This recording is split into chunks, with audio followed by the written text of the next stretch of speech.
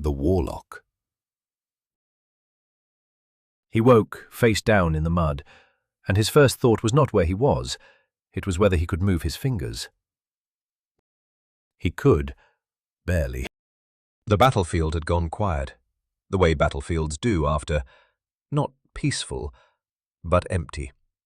The kind of silence that has weight. Around him, shattered crossbow bolts and scorched earth marked where the ambush had come from.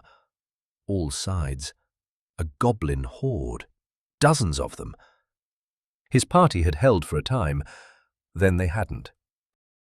The Warlock was getting too old for this. His knees had been bad for a decade, his lower back seized if he stood too fast. He carried his spellbook in a satchel across his left shoulder and a short knife at his right hip, and he had learned long ago that neither one of them was the thing that kept him alive. What kept him alive was putting one step after the other, continuing to move forward.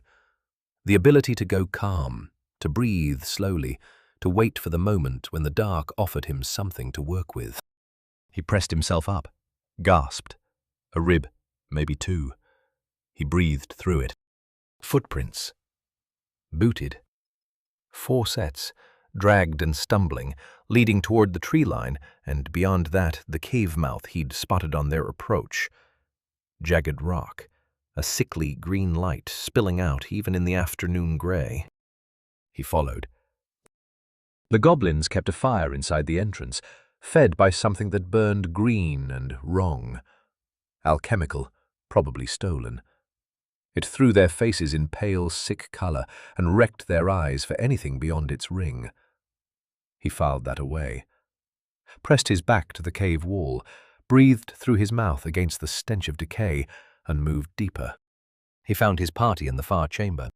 Wooden cages, crude things, lashed with sinew and rope, but locked with iron. Ceres was slumped against the bars, her spear arm wrapped in cloth gone dark with blood. Ket sat upright with his jaw set, not willing to show them fear.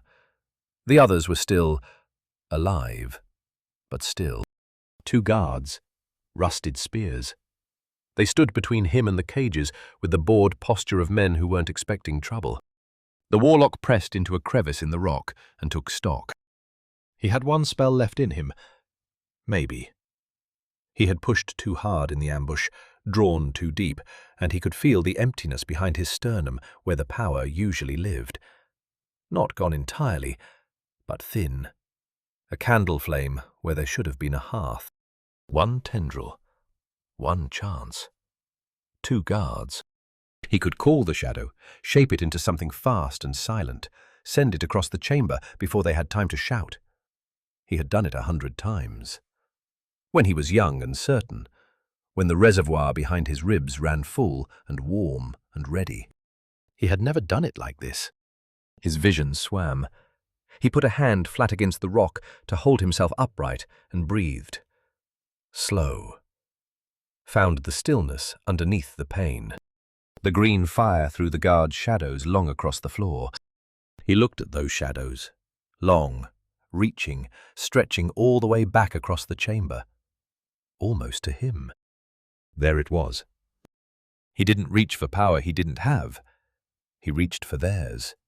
The fire was already doing the work. He only had to close his hands around what it had made. His lips moved. No sound. The old words didn't need volume. They needed intent. The shadows moved. Both guards dropped without a word. Their own darkness pulled over them like a hood, binding without a blow. The Warlock's vision went white at the edges. He caught himself on the wall with 1 palm and stayed there, head bowed, not moving, until the white receded. Then he straightened, crossed the chamber, found the key on the smaller guard's belt. Ceres looked up when her cage door swung open. She said nothing for a moment. "You look terrible," she said. "The key worked," he said. That was enough. They moved through the tunnels together, the Warlock at the rear. They hit 2 more patrols. He didn't use magic again. He used the dark and the silence and many years of knowing how to disappear. When they reached open air, the sky had gone orange. His party stood and breathed it in. Ceres put her good hand briefly on his arm, then let it go. He sat down on a rock at the cave mouth and did not get up for a long time. The green fire behind them would burn itself out eventually. He understood the feeling. This has been a chapter from the Negsbane Iron series. Follow @Negsbane for more.